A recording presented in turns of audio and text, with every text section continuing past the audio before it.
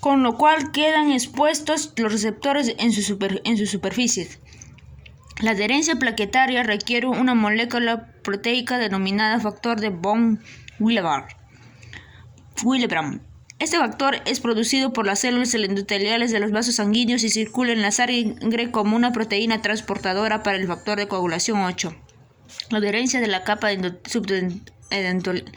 endotelial del vaso se produce cuando el receptor de la plaqueta se une al factor de von Willebrand en el sitio de la lesión, vinculando la plaqueta con la fibra colágena expuesta. Enseguida, después de la adherencia, se produce la agregación plaquetaria.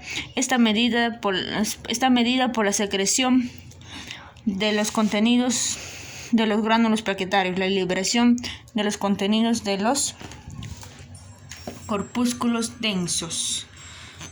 Tiene particular importancia porque el calcio es requerido para el componente de coagulación de la hemostasia y el ADP es un mediador de agregación plaquetaria. Tenemos aquí el colágeno, el factor de von Willebrand, factor 8, se une al factor 8, colágeno arriba, tromboxano A, ADP, células endoteliales, subendotelio, agregación plaquetaria. Factor de von Willebrand, factor 8, cascada de la coagulación, colágeno. O sea, son como 10 factores, 1, 2, 3, en número de romanos. Cada uno tiene su función: vía intrínseca, protrombina, trombina, fibrinógeno, fibrina, factores tisulares, vía extrínseca. Y así va rotando. Colágeno, trombina, proteína activada, activadores de plasminógeno, plasmina, productos de degradación de la fibrina. El tapón, lo que quiere decir el cuadro es el tapón plaquetario se produce segundos después de la lesión del vaso. El factor de von Willebrand, liberado por las células endoteliales, se une a los receptores de la plaqueta y producen la adherencia de plaquetas al colágeno expuesto. La agregación plaquetaria es inducida por la liberación de tromboxano A/2 y adenosin difosfato. Los factores, la B dice este cuadrito de aquí, los factores de la coagulación activados en la superficie de la plaqueta conducen a la formación de la trombina y fibrina que estabilizan el tapón plaquetario. C. El control del proceso de la coagulación y la disolución del coágulo están dirigidos por la trombina y los activadores del plasminógeno. La trombina activa la proteína C, lo cual estimula la liberación de activadores de plasminógeno. Estos promueven la formación de plasmina, a la que a su vez dirige los filamentos de fibrina. Tenemos aquí la liberación de ADP o adenosín difosfato. También facilita la liberación de ADP de otras plaquetas, lo que conduce a la amplificación del proceso de agregación, además del ADP. Las plaquetas también segregan la prostaglandina vasoconstrictora TXA. Dice que es un estímulo importante para la agregación plaquetaria. Las acciones combinadas del ADP y TXA llevan a la formación de un agregado de mayor tamaño que se convierte en el tapón hemostático primario. La estabilización del tapón plaquetario se produce a medida que se activa la vía de la coagulación en la superficie de la plaqueta y el fibrinógeno se convierte en fibrina, lo cual crea un retículo de fibrina que fijan las plaquetas y los otros componentes de la sangre. La agregación primaria y la formación del tapón plaquetario son reversibles hasta el momento en el que se activa la cascada de la coagulación y las plaquetas se fusionan juntas de modo irreversible por el retículo de fibrina. La membrana de la plaqueta desempeña un papel importante, o sea, su citoesqueleto, en la adherencia plaquetaria y el proceso de la coagulación. Tiene una cubierta de glucoproteínas en su superficie que controla las interacciones con el endotelio del vaso. Las plaquetas normalmente evitan la adherencia al endotelio, pero interactúan con las áreas lesionadas de la pared del vaso y el colágeno expuesto más profundo. Los receptores glucoproteicos 2B, 3A en la membrana de la plaqueta fijan el fibrinógeno y las plaquetas juntos. Se han desarrollado fármacos que actúan como agonistas del receptor glucoproteico para el uso en el tratamiento de infarto agudo de miocardio. Los fosfolípidos, que también están presentes en la membrana de la plaqueta, proporcionan los sitios de fijación críticos para el calcio y los factores de coagulación en la vía intrínseca de la coagulación. La formación defectuosa del tapón plaquetario causa hemorragia en personas que son deficientes en sitios receptores de las plaquetas o factor de von Willebrand. Además de sellar las roturas vasculares, las plaquetas desempeñan un papel casi continuo en el mantenimiento de la integridad vascular normal. Pueden proporcionar factores de crecimiento para las células endoteliales y las células de músculo liso de las arterias. Las personas con deficiencia de plaquetas presentan aumento de la permeabilidad capilar y hemorragias cutáneas pequeñas por el traumatismo más leve o los cambios en la presión arterial. Coagulación de la sangre. La cascada de la coagulación es el tercer componente del proceso hemostático. Es un proceso secuencial que se produce con la conversión de la proteína plasmática soluble, el fibrinógeno, a fibrina. Los filamentos de fibrina insolubles crean un retículo que fija juntos las plaquetas y los otros componentes a la sangre para formar el coágulo. El proceso de coagulación es el resultado de la activación de lo que se ha designado tradicionalmente como vía intrínseca o extrínseca. La vía intrínseca, un proceso relativamente lento, comienza en la sangre misma. La vía extrínseca, un proceso mucho más rápido, comienza con el traumatismo en el vaso sanguíneo o en los tejidos circundantes y la liberación del factor tisular Los pasos terminales en ambas vías son iguales: la activación del factor X y la conversión de protombina a trombina. Entonces la trombina actúa como una enzima para convertir el fibrinógeno en fibrina, el material que estabiliza un coágulo. Ambas vías son necesarias para la hemostasia normal y existen muchas interrelaciones entre ellas. Ambos sistemas se activan cuando la sangre sale del sistema vascular. El sistema vascular. Acá es una fotografía, ¿ven? Trastornos de la hemostasia. Microfotografía electrónica por barrido de un coágulo de sangre por 3600. Los puentes fibrosos que forman un retículo entre los glóbulos rojos son fibras de fibrina. ¿Ves? Alucinante, chicos. El sistema intrínseco es activado cuando la sangre entra en contacto con el colágeno de la pared del vaso lesionado.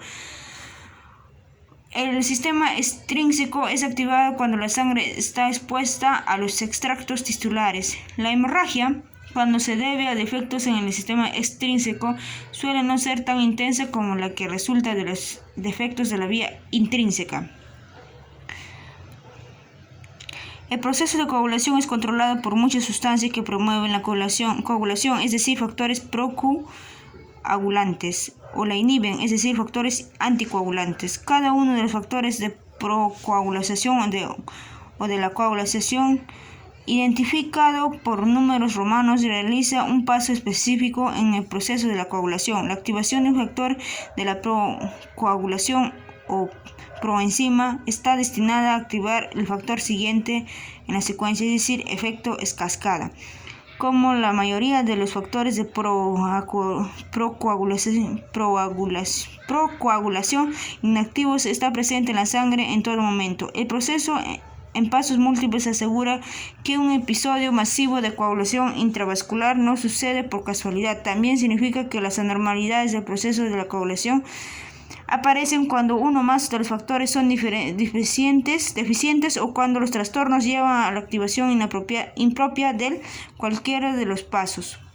Los factores de coagulación son en su mayoría proteínas sintetizadas en el hígado. La vitamina K es necesaria para la síntesis de los factores 7, 9 y 10. Protombina y proteína KC. El calcio, factor 4, se requiere en todos menos los dos primeros pasos del proceso de la coagulación. Por lo general, el organismo tiene cantidades suficientes de calcio para estas reacciones. La inactivación del ion calcio evita la formación del coágulo cuando la sangre está fuera del organismo. El agregado de citrato a la sangre almacenada con fines de transfusión previene la coagulación. Mediante la quelación del calcio iónico, el EDTA, no me sé bien las... ¿Dónde está el EDTA? Esperen, chicos.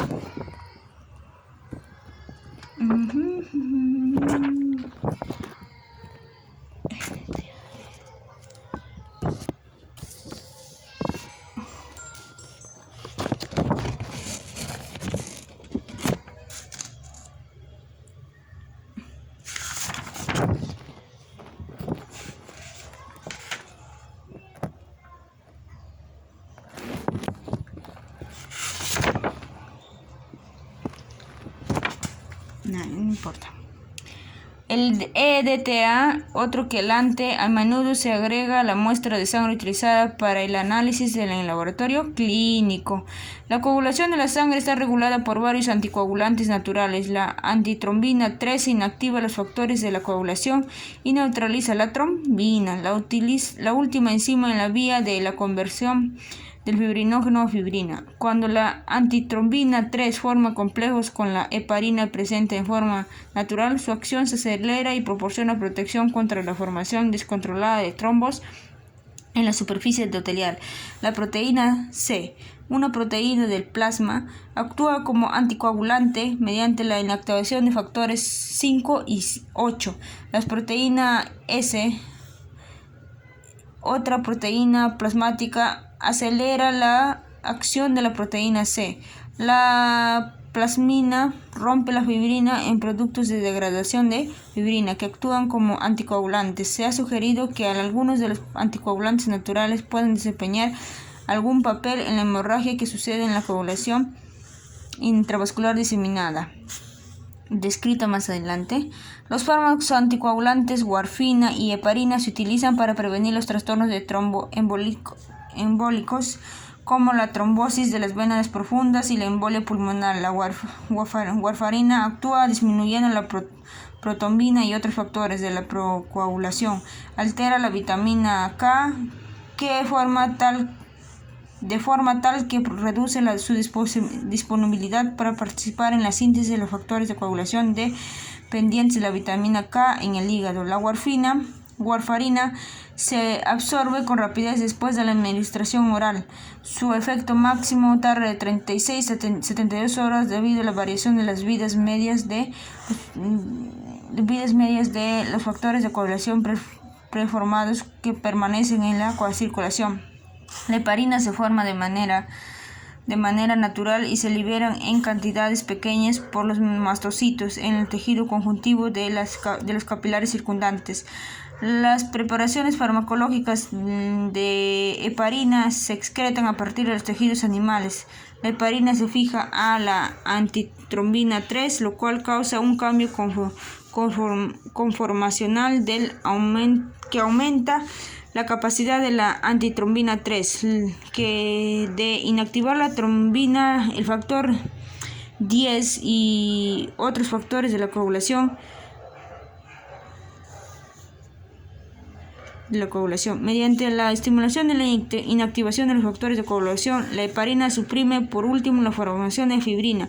La heparina es incapaz de atravesar las membranas del tracto gastrointestinal y debe administrarse en forma inyectable, por lo general mediante infusión venosa. Se ha desarrollado una heparina de bajo peso molecular que inhibe la inactivación del factor 10, pero tiene poco efecto sobre la trombina y otros factores de coagulación. La heparina de bajo peso molecular se administran por inyección subcutánea y requieren administración menos frecuente. Tenemos aquí la cascada, factor 12A, factores 11A, 9A, X, sistema extrínseco, protombina, trombina, fibrinógeno, fibrina, monómero, fibrina polímero. Vías de coagulación intrínsecas y extrínsecas. Los pasos terminales en ambas vías son similares. El calcio, los factores 10 y 5 y los fosfolípidos de las plaquetas se combinan para formar el activador de protrombina, que entonces convierte la protrombina en trombina. Esta interacción causa la conversión de fibrinógeno en filamentos de fibrina, que crean el coágulo de sangre insoluble.